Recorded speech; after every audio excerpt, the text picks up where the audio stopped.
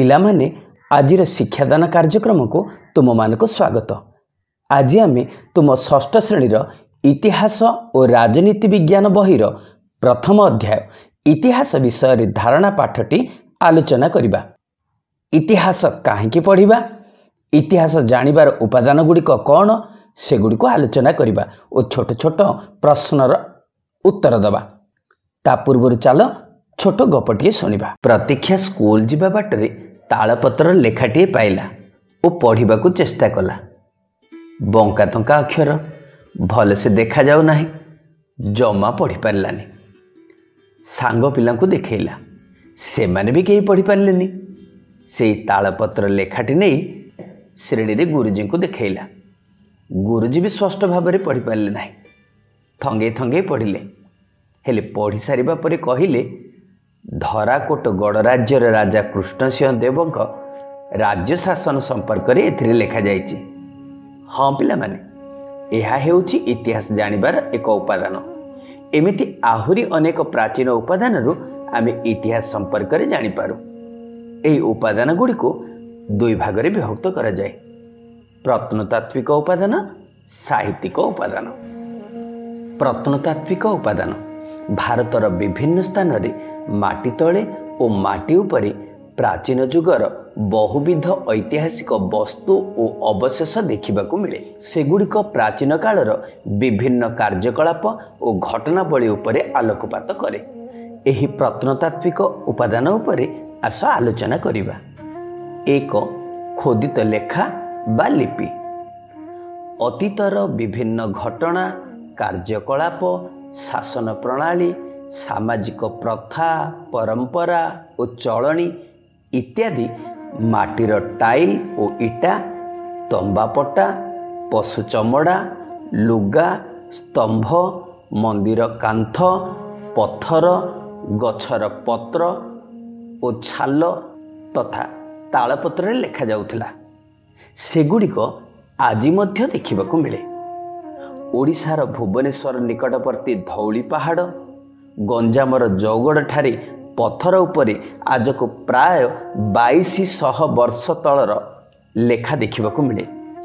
यह छड़ा Iran, Iraq, मिसर, चीन, ग्रीस तथा आम देशर विभिन्न स्थान रे अतीतर लेखा मान देखा मिलता है। 2, कीर्ति और कलाकृति। तुम माने निश्चित भावे कोणार्क मंदिर, जगन्नाथ मंदिर, भुवनेश्वर लिंगराज मंदिर सब देखिथिबो। आम देशर एमिति अनेक ऐतिहासिक कीर्ति यथा मंदिर, दुर्ग, राजप्रासाद, स्तूप और मठ इत्यादि देखा जाए। ए सबुर निर्माण समय और निर्माणकर्ता विषय आमे जानिपारू।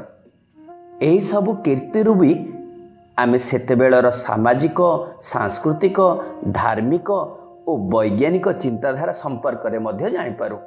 3, भौतिक अवशेष।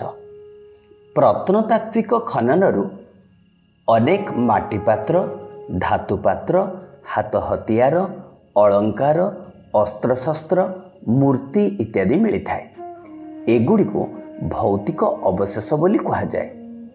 एगुड़ी को अनुध्यान कले आमे अतीतर अनेक विषय जानिपारिबा। 4, प्राचीन मुद्रा। इतिहास जानिबारे प्राचीन मुद्रा विशेष भाव में साहाय्य करिथाए पिला माने।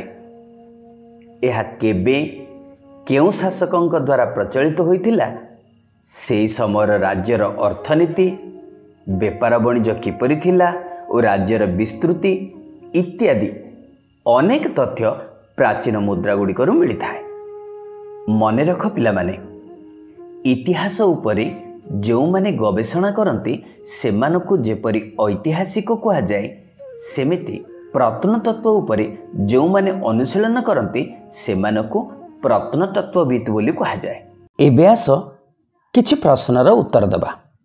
प्रश्न 1, प्रत्नतात्विक उपादान केते भाग रे विभक्त करा जायछि?